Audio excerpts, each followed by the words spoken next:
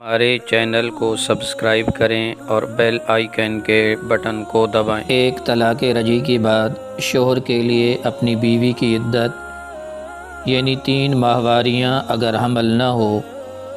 میں رجوع کرنے کا حق ہوتا ہے۔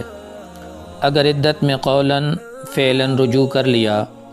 یعنی زبان سے کہہ دیا کہ میں نے رجوع کر لیا یا ازدواجی تعلقات قائم کر لیے تو اس سے رجوع درست ہو جائے گا اور نکاح برقرار رہے گا، اگرچہ بہتر یہ ہے کہ باقاعدہ 2 گواہ بنا کر رجوع قولی کیا جائے، اور اگر شوہر نے عدت میں رجوع نہیں کیا تو عدت گزرتے ہی طلاق بائنہ سے نکاح ٹوٹ جائے گا، میاں بیوی کا تعلق ختم ہو جائے گا اور عورت کسی دوسری جگہ نکاح کرنے میں بھی آزاد ہوگی۔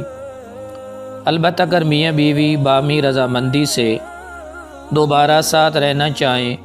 تو شرعی گواہان کی موجودگی میں نئے مہر کے ساتھ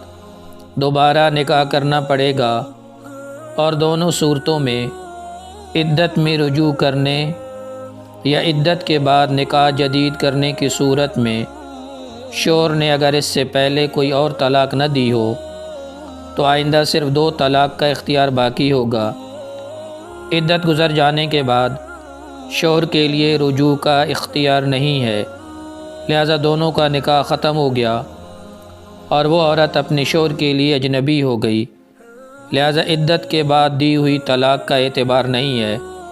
اس لیے کہ طلاق ایسی عورت پر واقع ہوتی ہے جو نکاح میں ہو،